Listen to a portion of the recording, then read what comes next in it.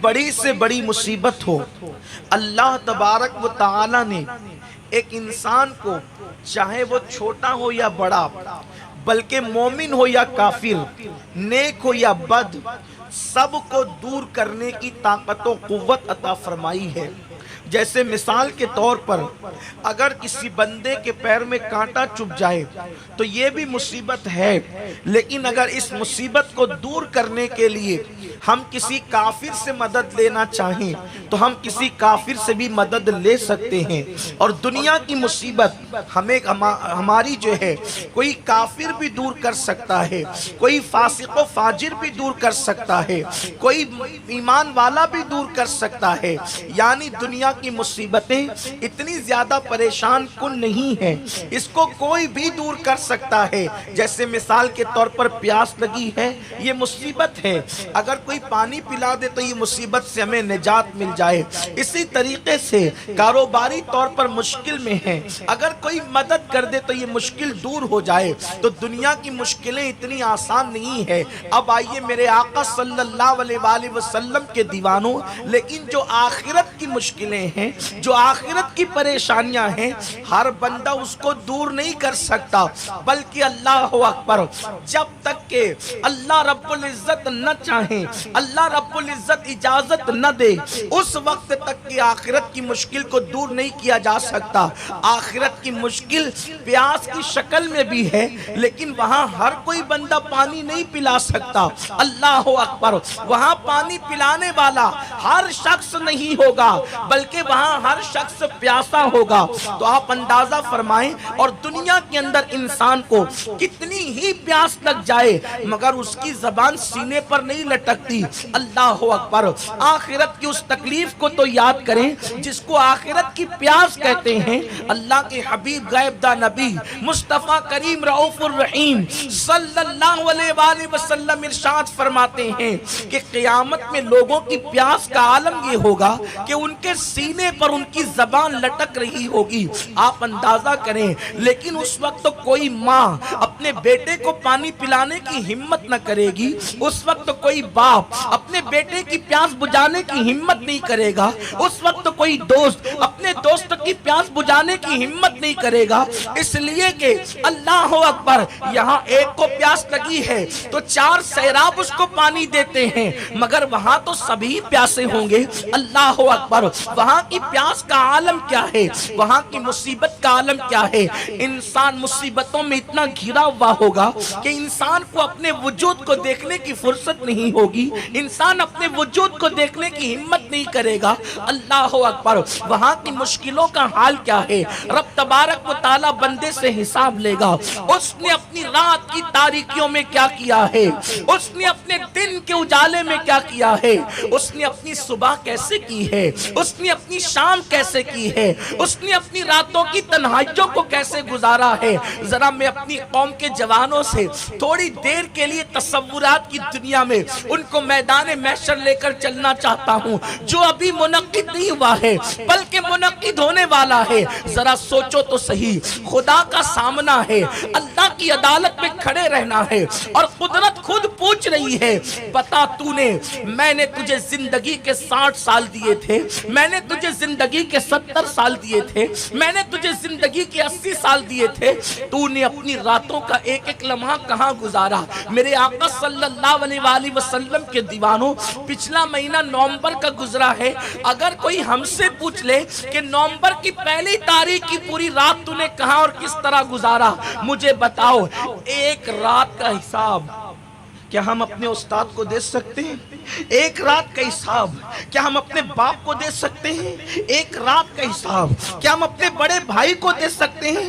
اللہ اللہ، میرے پیارے آقا صلی اللہ علیہ وسلم کے دیوانوں، کتنی دیوانگی اور نادانگی کی زندگی ہے، کتنی غفلت کی زندگی ہے کہ ایک رات کا حساب اپنے بڑے بھائی اور اپنے باپ کو نہیں دے سکتے، لیکن زندگی کے 70 سال کی راتوں کے بارے میں اس وقت میرا اللہ پوچھے گا، میرا اور آپ کا رب پوچھے گا، پھر دن کے بارے میں، پھر ایک ایک سیکنڈ کے بارے میں، یہ کوئی کہانی قصہ نہیں ہے کہ اس پر یوں ہی ہم سرسری گزر جائیں۔ میرے پیارے آقا علیہ السلام کے پیارے دیوانوں، کبھی میں سوچتا ہوں کہ اللہ والے پوری پوری رات روتے کیوں تھے، وہ دن بھر مغموم کیوں رہتے تھے؟ ہمیں تو قہقہوں سے فرصت نہیں، ہم گناہ کر کے بھی ہنستے ہوئے نہیں تھکتے، وہ نیکیاں کر کے بھی آنسو بہاتے تھے۔ اس کی وجہ یہ تھی کہ انہیں رب کی بارگاہ میں جواب دینے کا تصور تھا۔ رب کی بارگاہ میں ایک طرف پیاس کی وجہ سے زبانیں سوکھی ہو کر سینے پہ لٹک رہی ہوگی، دوسری طرف جو ہے اللہ اکبر جرائم کی وجہ سے جو آنکھوں سے پاپ کیے ہیں اس کی وجہ سے جو انسان کی آنکھوں سے آنسو نہیں بہ رہے ہوں گے، آنسو نہیں بہ رہے ہوں گے۔ یہاں میں اپنے ان جوانوں کی خصوصی توجہ چاہتا ہوں جو اپنی آنکھوں سے رات رات بھر زنا کے مناظر دیکھتے ہیں، گانے دیکھتے ہیں، فلمیں دیکھتے ہیں، سیریل دیکھتے ہیں اور خدا جانے کیا کیا دیکھتے ہیں۔ اگر ایک گھنٹے تک آنکھوں سے آنسو بہے، ایک گھنٹے تک آنکھوں سے آنسو بہے تو انسان کا سر درد کرنے لگتا ہے، انسان کی آنکھیں کڑوی ہو جاتی ہے، انسان کا حلق سوکھنے لگتا ہے۔ آنکھوں سے آنسو بہے تو اتنی تکلیف ہوتی ہے، قیامت میں آنسو نہیں بہیں گے بلکہ آنکھیں بہے گی، آنکھیں پانی بن کر کے بہ رہی ہوگی، آنکھوں کے دیدے پانی بن کر کے بہ رہے ہوں گے۔ اہل سنت کے امام نے اس مقام پر یہ دعا کی ہے، یا الہی جب بہے آنکھیں حساب جرم میں،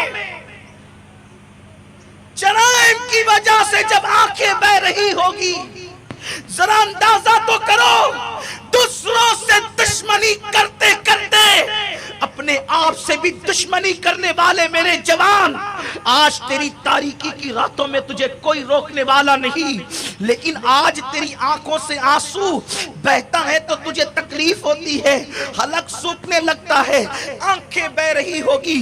اللہ اکبر، انسان کا وجود جس پہ کپڑا نہیں ہوگا، زمین شعلے اگل رہی ہوگی، آسمان آگ برسا رہا ہوگا، کوئی کسی کا پرسان حال نہیں ہوگا، کوئی کسی کا مددگار نہیں ہوگا، کوئی کسی کی امداد کرنے والا نہیں ہوگا، ایسے وقت میں قرآن کہتا ہے اللہ یومئذ بعضهم لبعض عدو، جن جن لوگوں سے تم نے دوستیاں کی ہوگی، جن جن لوگوں سے تم نے رابطے بنائے ہوں گے، جن جن لوگوں سے تم نے محبتیں کی ہوگی، جن سے تم نے دوستی داری کی ہوگی، جن سے تم نے یاری کی ہوگی، میرا اللہ فرماتا ہے سب کے سب تمہارے کٹر دشمن بن جائیں گے۔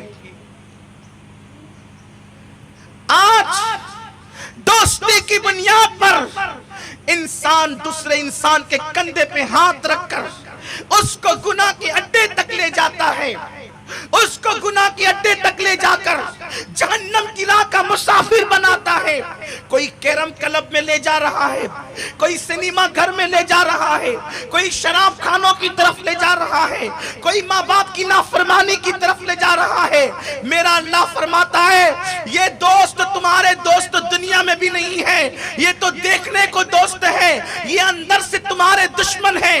کیرم کلب کی طرف لے جانے والا اس سے بڑا دشمن نہیں، جو تجھے گالی دیتا ہے تیرے منہ پر، وہ تیرا کٹر دشمن نہیں ہے، اس لیے کہ وہ گالی دے کر کے اپنی نیکیاں تجھے دیتا ہے لیکن تجھے جہنمی نہیں بناتا، مگر یہ کندھے پر دوست جو ہاتھ رکھنے والا دوست تجھے کیرم کلب لے جا رہا ہے، یہ گالی دینے والے سے زیادہ خطرناک ہے، مارنے والے سے زیادہ خطرناک ہے، بلکہ قتل کرنے والے سے زیادہ خطرناک ہے۔ جو تم ان سے پیار کرتے ہو، ان کے ساتھ رات رات بھر بیٹھتے ہو، یہ تمہارے جو گناہوں کی طرف لے جا رہے ہیں، یہ تمہاری آخرت تباہ کر رہے ہیں، یہ تمہاری آخرت کو برباد کر رہے ہیں، یہ تمہاری آخرت کو اللہ اکبر لوٹنے کی کوشش کر رہے ہیں۔ یہ منافق صفت دوست تمہاری تمہارے دوست نہیں ہے جو تمہارے کندھوں پہ پیار سے ہاتھ رکھ کے تمہیں جھوٹ میں مبتلا کرتے ہیں، تمہیں پاپ میں مبتلا کرتے ہیں، تمہیں عیاشی میں مبتلا کرتے ہیں، تمہیں بربادی کی طرف لے جاتے ہیں۔ میرا اللہ فرماتا ہے یہ سب قیامت میں تیرے کٹر دشمن ہو جائیں گے، تجھے کوئی کام نہیں آئے گا، تجھے کوئی کام نہیں آئے گا۔ پھر اللہ میں کیا کروں، کون میرے کام آئے گا، میری امداد کون کرے گا؟ جب میں میری زبان پیاس سے لٹک رہی ہوگی تو سہارا کون بنے گا؟ آنکھیں جرم میں بہ رہی ہوگی اس وقت میرا سہارا کون بنے گا؟ میری ماں مجھے چھوڑ کے جا رہی ہوگی، میرا سہارا کون بنے گا؟ میرا باپ رشتے توڑ رہا ہوگا، میرا سہارا کون بنے گا؟ جب قرآن نے کہہ دیا کہ سارے دوست تیرے دشمن ہو جائیں گے تو اللہ فرماتا ہے اِلَّا الْمُتَّقِينَ، لیکن وہ متقی لوگ جس سے تو نے دوستی کی ہوگی وہ تیرے دشمن نہیں ہوں گے، بلکہ وہ تجھے کام آئیں گے، وہ تیری امداد کریں گے، وہ تیری مدد کریں گے۔ یہ متقین کون ہے؟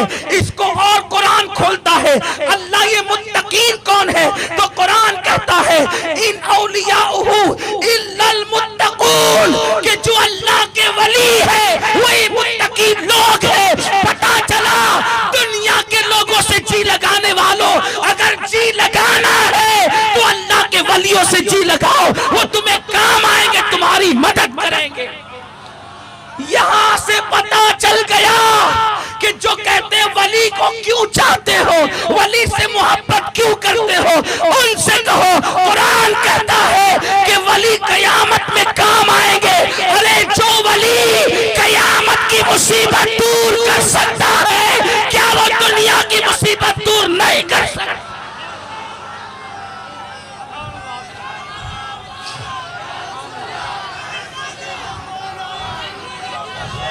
دنیا کی مصیبت جب کافر دور کر سکتا ہے تو کیا اللہ کا ولی دنیا کی مصیبت دور نہیں کر سکتا؟ اس لیے ہم ولیوں سے محبت کرتے ہیں، ولیوں سے پیار کرتے ہیں، ان سے الفت کرتے ہیں۔ اب ولی تو ہزاروں کی تعداد میں ہیں، لاکھوں کی تعداد میں ہیں، کروڑوں کی تعداد میں ہیں، پھر کون کتنا مشکل کشا ہے؟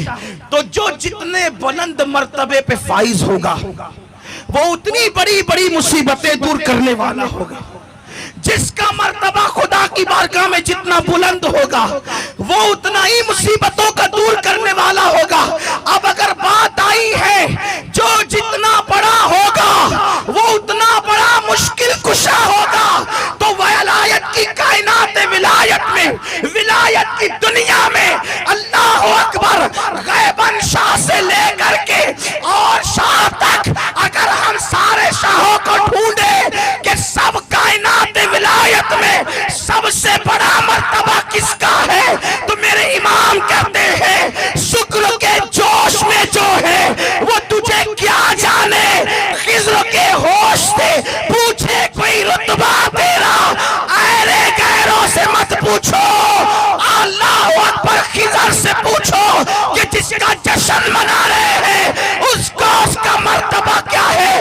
تو شیخ عبدالحق لکھتے ہیں ایک بزرگ کی ملاقات خضر سے ہوئی، پوچھا غوث کیسے ہے، فرمایا ساری امتوں میں اور امت محمدیہ میں، اولین اور آخرین میں عبدالقادر جیلانی جیسا نہ ان سے پہلے ہوا نہ ان کے بعد ہو سکتا۔